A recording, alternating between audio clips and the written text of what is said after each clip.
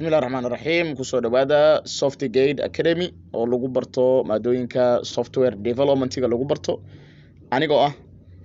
Maxamed Cabdirasaaq Xasan ayaa idiin soo jeedinaya. Waxaan aad ugu faraxsanahay SQL maadada la yiraahdo SQL Server gaar ahaan versionka 2014 inaan halkan ka soo jeedin doono ayadoo playlist ah. Fadlan subscribe saar kanaalkeena haddaad ku cusub tahay, like saar, share dheh si aqoontu ay u faafto. Sidoo kale waxaan leenahay page Facebook aan soo dhigno hadba wixii IT-da ama cilmiga computer science-ka ku cusub, iyo sidoo kale koorsooyin haddaad rabtid inaad dalbatid oo gooni ah aad tihiin team wada jir ah rabtiin waqti gooni ah in koorso ladin qabto. Sidoo kale waa diyaar, waxaa ka soo codsan kartaan lambarada iyo emailka page-ka Facebook-ga idinku qoran. Koorskan waxaan ku baran doonaa wax la yiraahdo casharo serious ah oo fara badan ayuu noqon doonaa. Waxaan kusoo koobi doonaa dhammaan wax lagu magacaabo SQL Server ayaan kusoo koobi doonaa. Waxaan rajeynayaa inaan la socotaan. Dhammaan koorskan waxay ka kooban tahay ama content-da koorskan ama casharadan waa free. Ciddii doonta ayaa la degi karta, ciddii doonta ayaa share garay karta, laakiin waa in la ilaaliyaa copyright-ka ama waa in la ilaaliyaa, waa in la xusaa copyright-ka Softigate Academy waa in la xusaa, kaasoo ah akademiyada diyaarisay casharadan waqti badanna ku bixisay. Marka intaanan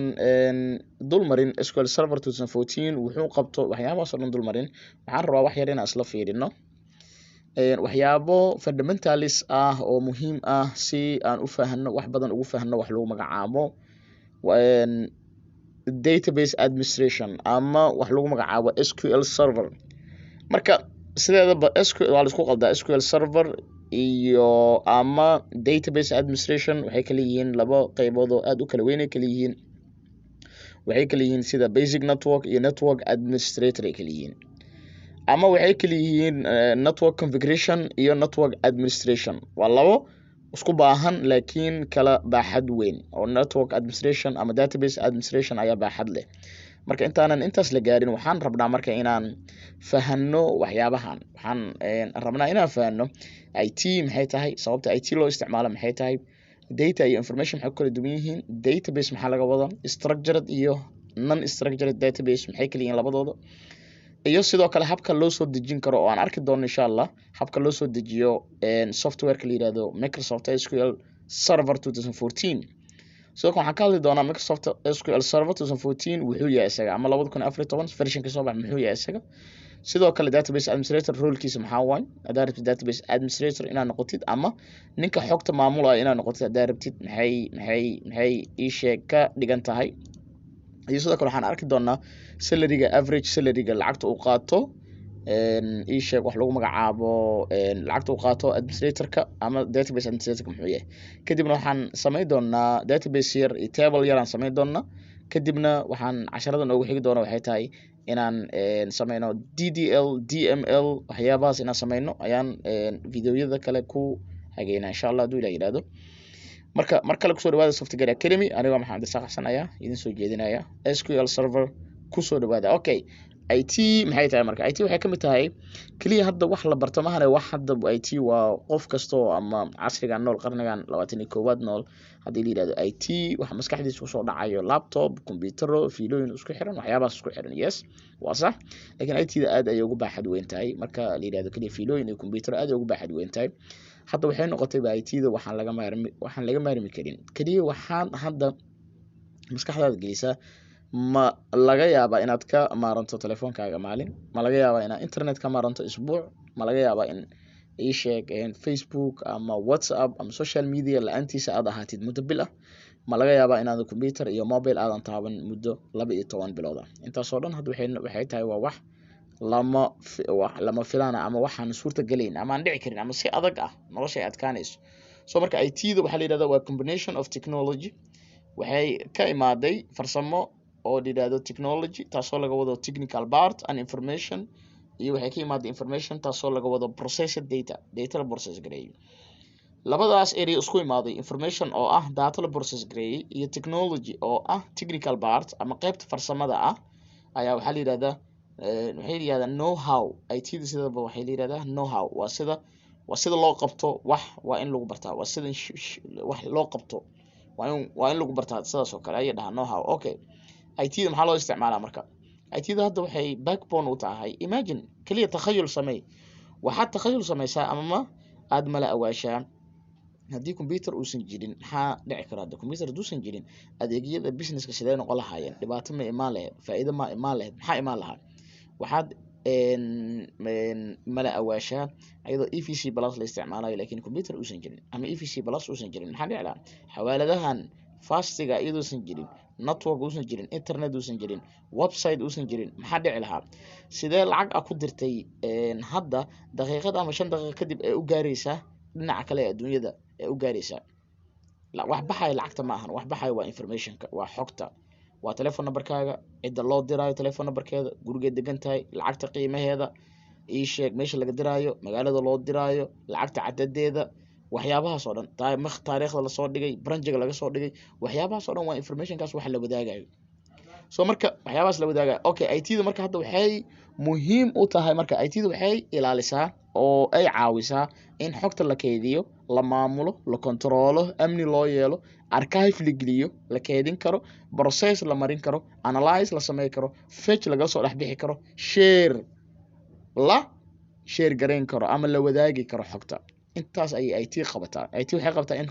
markuu ugu horeyso xogta la keydiyo SQL server iyo database-yada kale adduunka jira sida MySQL Oracle MongoDB intaas ayaa ayadana ka mas'uula sidoo kale ayaa storinka ka mas'uula in xogtaas la keydiyo manage in la maamulo software ayaa ka mas'uula software application ayaa ka mas'uul ah in softwareka in xogtaas manage lagu sameeyo ama management lagu sameeyo softwarekaas oo noqon kara operating system wuxuu noqon karaa sidoo kale operating system ka hadda fiiri feelal iyo maamulaa xoog iyo maamulaa sooma feelal 10 ay ugu jiro feelal waxa kugu jiri karo 10 feelal assignment ay kugu jiri karo feelal ganacsi ay kugu jiri karo intoodaba sidoo kale waxay ilaaliyaan control isla softwareki waaye manage iyo control iskama agdheero control waa in sidoo kale amnigiisa la sugi karaa secure lagu sameey karaa la controli karaa xogtii weli ma taala yaa gali kara xogta waxyaabahaas oo dhan archive in lagu sameeyo la keydin karo oo hadhow loo baahan karo tusaale xawaalada ay hayn karto 2010 iyo wixii ka dambeeyay qof hebel inta lacag u diray iyo inta meel uu kala diray waa in la ogaan karaa sidoo kale process in la process gareyn karo process waxa waa in xogtii la bislayn karo oo xog kale lagu dari karo software la geli karo analyzation lagu sameey karo xogtii loo sameey karo wax loo yaqaan insight ama muuqaal loo sameey karo fetch lagala soo bixi karo waa arkeena select iyadoo la isticmaalayo iyo fetching noocyadiisa kala duwan fetching waxa waa in wax lagala soo jiidan karo iyo sidoo kale share waxa ka mas'uul ah 100% wax lagu magacaabo networking ama computer networking kaasoo kala bixi doona WAN LAN MAN kala bixi doona local area network metropolitan area network iyo wax lagu magacaabo wide area network data iyo information maxay kala tahay marka data iyo information maxay kala tahay labada macno fiiri data iyo information maxay kala tahay data waxa waa raw fact waaye waa dhacdo ama fact aanan wali bislayn tusaale fudud waxaan aad u jeclaan tusaale fudud inaad soo qaato tusaale fudud waxa someone ag soo wacay tusaale cali oo saaxiibka ah kadib wuxuu ku dhahay saaxiibow ma taqaanaa deeq oo ku dhahay adna waxa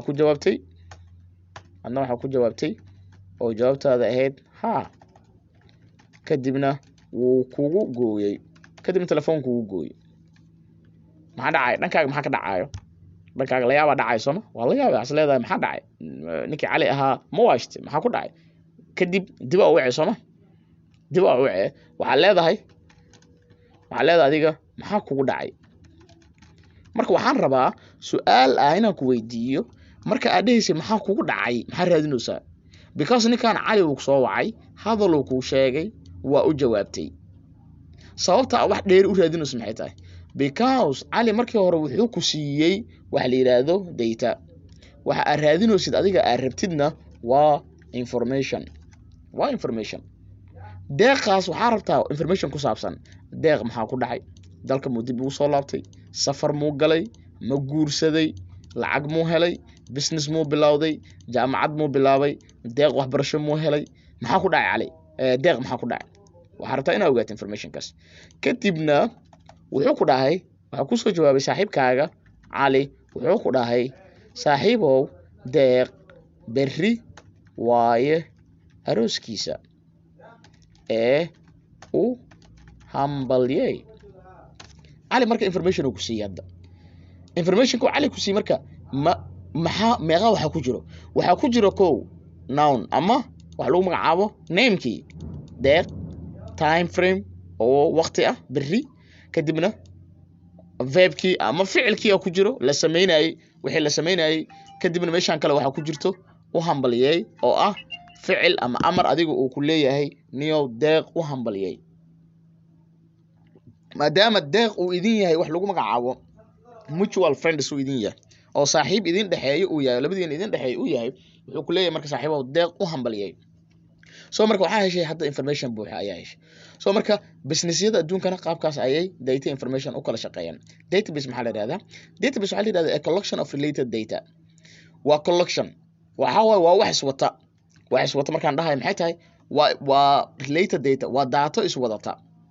waa daato maxaa lagu magacaaba waa daato iswadata tusaale waxa aad fiirisaa data iswadata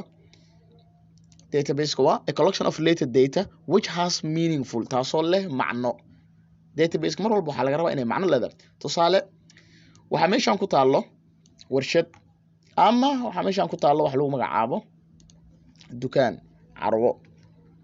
carwadaas waxay isticmaashaa carwo safa dheh carwo safa waxay isticmaashaa wax lagu magacaabo okay carwo safa waxay isticmaashaa application isticmaashaa applicationka marka qof kasta database isticmaashaa database badanaa waxaa lagu tilmaamaa inuu yahay hantan ayaa badanaa tusaale loogu soo qaataa inuu yahay hantan oo kale database kan meesha marka waxaa ku jiro wax lagu magacaabo table database ay u kaydsan database kaas marka kan waxaa lagu magacaabaa midkan weyn oo hanta ah waxaa lagu magacaabaa database ayaa la lahaa midkaas waa database kala sameynay database wuxuu ka kooban yahay mar walba database wuxuu ka kooban yahay tables ayuu ka kooban yahay oo ah udub dhigga wax lagu magacaabo udub dhigga database ka waay ama saldhigga xogta database waa base waa saldhig datana waa xog sales marka tusaale tablekan sales lagu magacaabaa database kan uu ku dhex jiraa sales tableka marka waxaa ku dhex jiro information kan tusaale waxaa ku jiro customer name ayaa ku jiro oo ah xogta customerka in la qoro kow sidoo kale waxaa ku jiro wax lagu magacaabo customer name waxaa ku jiro address ku jiro sidoo kale waxaa ku jiro mobile sidoo kale waxaa ku jiro item sidoo kale waxaa ku jiro quantity sidoo kale waxaa ku jiro price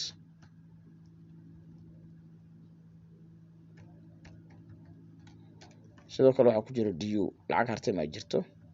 ama resto wixii la dhihi jiray soo marka waxaa dhahnay customerkan wuxuu degan yahay yarayna farta si ay u fahantaan inuu customerkan wuxuu degan yahay dhahnay buulixuub ayuu degan yahay mobile numberkiisa waa kana tusaale itemku gatay wuxuu gatay saabuun quantity-gu gatay waa 5 xabo price-ku uu ku gatay waa $5 waa $5 due-ga lacagtu wartan waa 0 okay oo ninka magaciisa ka tagay waxaa la yiraahdaa aadan maxamed soo marka waxaa la yiraahdaa aadan maxamed soo marka table-kan marka fiiri maxaa ku jiro meaningful maxaa ku jiro xog iswadata inta waxa ku kaydsan magacii customer-kii shaqaale ma inta hadan lagu keedi karaa tusaale hadda waxa keedinay customer magaciisa soma address meesha laga reebo ma dhigi karnaa employee name shaqaalaha magaciisa meesh ku xig hadana ma dhihi karnaa shaqaalaha mushaarkiis meesh ku xig ma dhihi karnaa quantity-ga ama alaabta uu gatay customer-ka meesh ku xig ma dhihi karnaa mushaarka laga jirtay may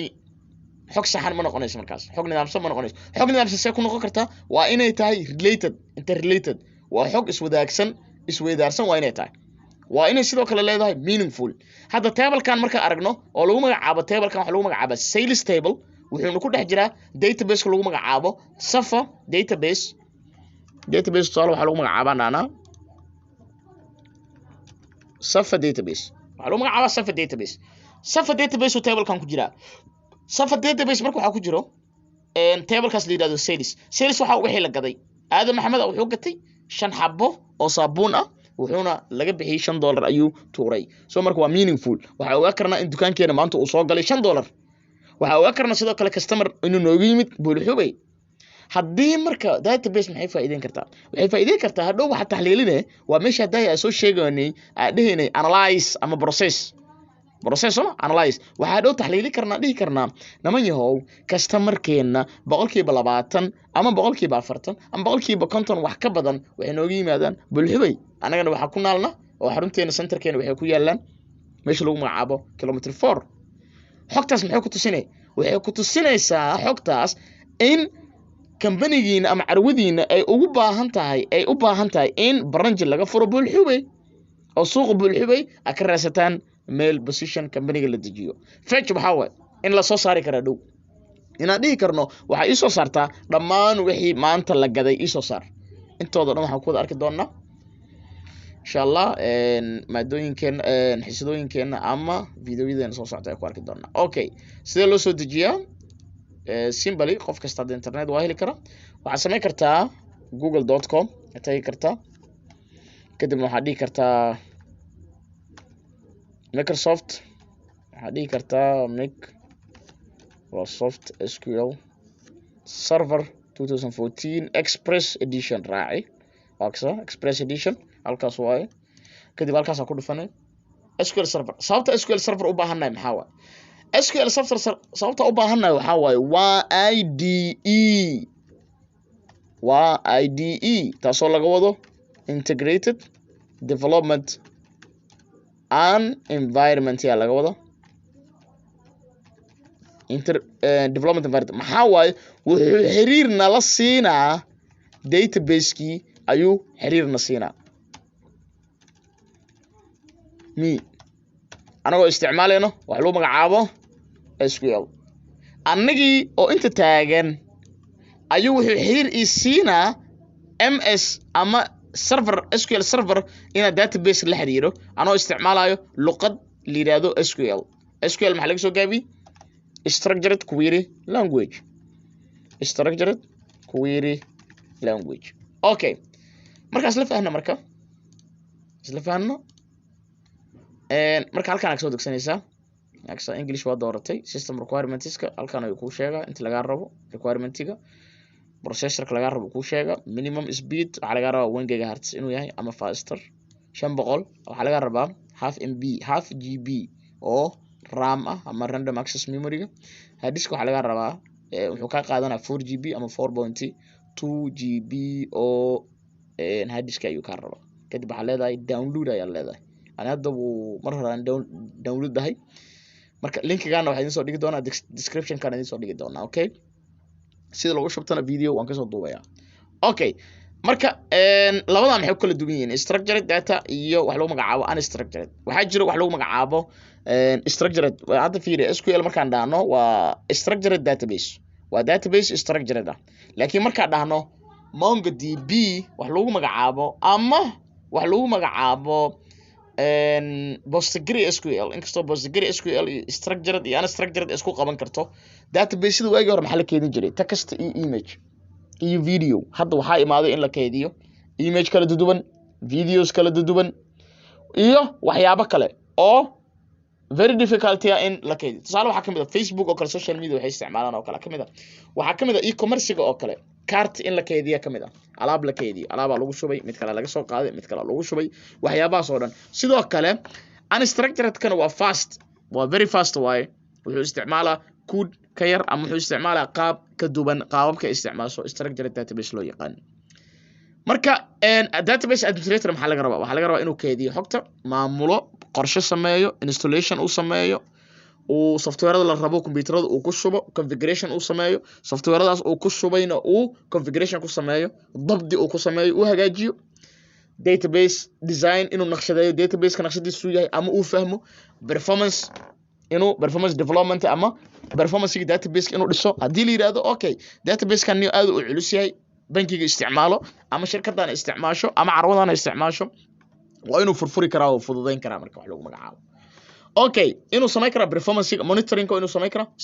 inuu control karaa database ka xaaladiisa security waa inuu sugi karaa troubleshooting waa inuu sameyn karaa mar walba problem yimaado waa inuu problemkaas xalli karaa iyo sidoo kale waxa laga rabaa ay tahay backup and restore hadii loo baahan yahay wax lagu magacaabo backup oo daatada in wax meel loo dhigo hadhow waxa iman kara burbur iman karo disaster iman karo waxa loo baahan yahay oo qasaba wax la yiraahdo disaster recovery ayaa loo baahan yahay wax lagu yiraahdo disaster recovery oo ah in xogta dib loo soo celiyo maadaama xogta ay qaali tahay xogta waa lacag informationka waa lacag okay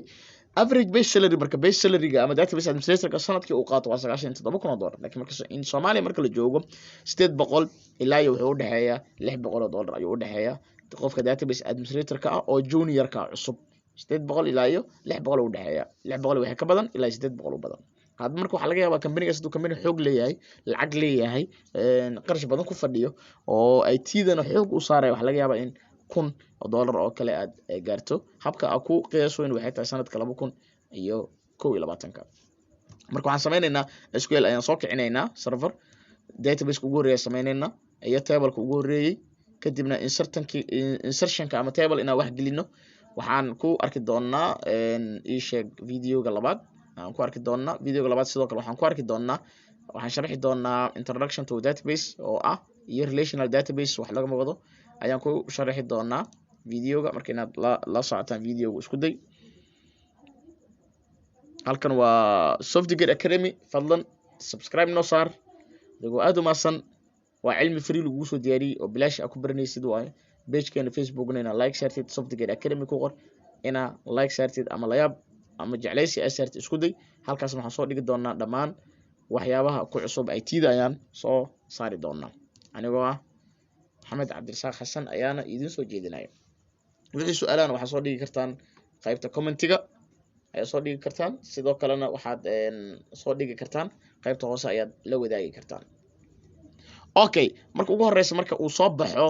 waxa lagu magacaabo SQL server qaabkan u yaala calaamadaas ayaa lagu gartaa calaamadaas oo haanta siidista iyo calaamadaas buruska oo kale ah oo management laga wado markii halkan ku yimaado kan waxa la yiraahdaa object explorer oo dhamaan waxa u baahan tahay ayaa ku yaalo meesha rabta dhigi kartaa sidoo kale waxa dooran kartaa floatable iyo doc wax la yiraahdo ama hide waa qari kartaa ama doc inuu meel ku dhigo aad sameey kartaa ama hadii kale floatable inuu ku ahaado ayaa fiican oo qaabkan oo kale uu ku yahay okay marka ku shubtid kadib waaye ayaad arki kartaa marka ugu horeeyo waxa la new query maadaama structured query language ay tahay waa structured waa data wuxuu maamulaa data structured unstructured ma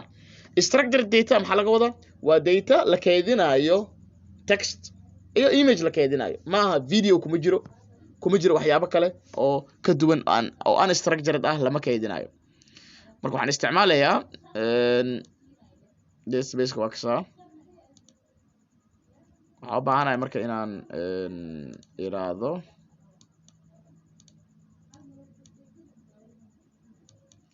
marka halkan maxay tahay halkan waa meesha query-ga lagu qoro halkan maxay tahay halkan waa meesha query-ga lagu qoro marka halkan waa meesha query-ga lagu qoro farta halkan ka weynay 200 ka dhig okay marka waxaan leenahay marka ugu horeyso waxaan leeyahay create database Softgate samay intaas kaliya soo marka luqadan hadda aan wax ku qorayo waa SQL waa structured query language laakiin IDE-ga ama software-ka isticmaalayo ina SQL kiciyo waa SQL Server Management Studio 2014 oo ay leedahay shirkadda Microsoft laakiin create database Softgate ma lahan Microsoft waa amar waa talo waa query ama waa command guud u ah dhamaan dadka programmiyo database-ka waxaan leenahay execute calaamadaas guduuda ama F5 ayaan kicinaa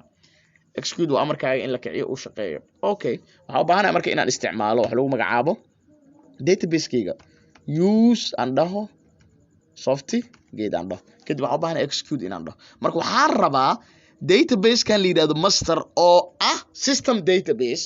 videoga labaad aan ku arki doonaa casharka labaad system database ayaan rabaa inuu meesha ka baxo oo system database-ka uu ii soo galo wax lagu magacaabo softgate database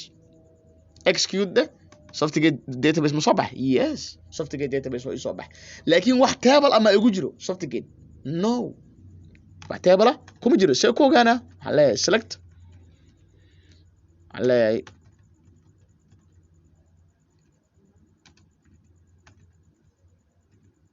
waxaan leeyahay okay select ma dhihi kara because of wax table kuma jiro so marka waxaan u baahanahay inaan dhaho create table name-ka inaan sheego admission kadib inaan dhaho marka ugu horeeya waxaa ii keedisaa student name lama kala reebi kara magacaya saan ma jiro waa inaa isticmaasha hyphen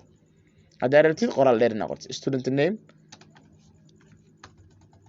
name waa car waa data type beriya ka hadli doona casharka labaad aan ka hadli doona data type wuxuu yahay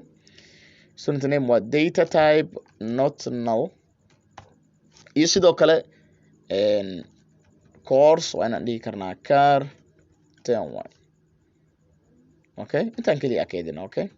kadib waxaan u baahanahay inaan yidhahdo execute okay successfully completed kadib marka hadda waxaan leeyahay selected all calaamadaas hashta waxaa loo akrinaa all from asterisk okay all from and select all from aa loo akhriyaya select all from table name-keena muxuu noo ahaa admission after that waxaa leedahay execute table-kii aa kusoo muuqday sooma table-kii ayaa halkan kusoo muuqday lakin wax ku jira male data ku jirta malahan so marka student name iyo course ayaa noo soo muuqday so marka saan data u gelino waa inaan isticmaalna wax la yidhahdo data manipulation language oo insert ay ugu weyn tahay waa inaan dhahaa insert into casharka afraad iyo shanaad ayaan ku jeedinaa data manipulation language insert into aan dhaho table name-ka sheeg admission kadibna aan dhaho values-ka aan xareynayo waxay tahay student name-ka waa cali koorsada uu rabana okay waa cali koorsada uu rabana waa SQL okay qof kale aan rabaa inaan xareeyo asli koorsada ee rabtana waa VB okay waxaan u baahanahay qamar koorsada ee rabtana waa graphics okay ninkan kale la xareynayo waa maxamuud koorsada uu rabana waa waxa lagu magacaabo SQL okay execute okay hadda marka ii soo bandhig table-ka maadaama hadday markaa soo bandhigay muxuu ahaa maxaa isticmaalay select DRL data retrieval language ayaa lagu magacaabaa select okay select all from taas calaamadaas yarta saa u taabato waxaa taabataa shift iyo 8 ama 8 select all from admission dhammaan isoo door waxaa table-ka admission ugu jiro kadibna execute kadibna maxaa soo baxayo magacyadii ay soo baxay database-kayga oo ay u keedsan tahay waxa lagu magacaabo cali SQL uu rabaa maxamuudna SQL uu rabaa soo marka database-ka faa'iidadu leeyahay maxaa ka mid ah faa'iidadu leeyahay gudaha ku arki doona waxaa ka mid ah database oo xogta in la kaydiyo ah hadda fiiri waxaan database-kan maxaa waaye waa related data sooma meaningful sooma macnay bixinayaan sooma faa'iidada leedahay marka waxaa ka mid ah select inaan dhihi karo all from admission where aan dhihi karo course dhammaan marka haddaan rabo is equal haddaan rabo inaan ogaado dadka SQL-ka bes rabo dadka SQL-ka inay bartaan rabaan inaa soo saarto aksa cali maxamuud waxay rabaan inay SQL bartaan soo marka cali maxamuud contactigooda la isiina xaysiina u dira waxa la ogaada in SQL ay bilaabanayso maalin heblaayo fadlan soo xaadira haddaa xiisaysaan maadadaas that's it soo marka database-ka intaan uga hadlay waxaan filaa inaan wax badan kala fahnay ayaan filaa haduu ilaa yidhaahdo intaan waa sameynay intaan waa soo sheegnay ii sheeg roolka database administrator inaa ogaatid waa muhiim roolkiisu waa inuu store organize planning sameeya installation sameeya okay marka mar kale waa anigoo idinle waa maxamed isaaq xasan fadlan share subscribe saar inaa dadka la wadaagto isku day software academy pagekeena facebookna like saar. Asalaamu calaykum waraxmatullahi wabarakaatu. Casharada soo socdo ayaa inoo balana.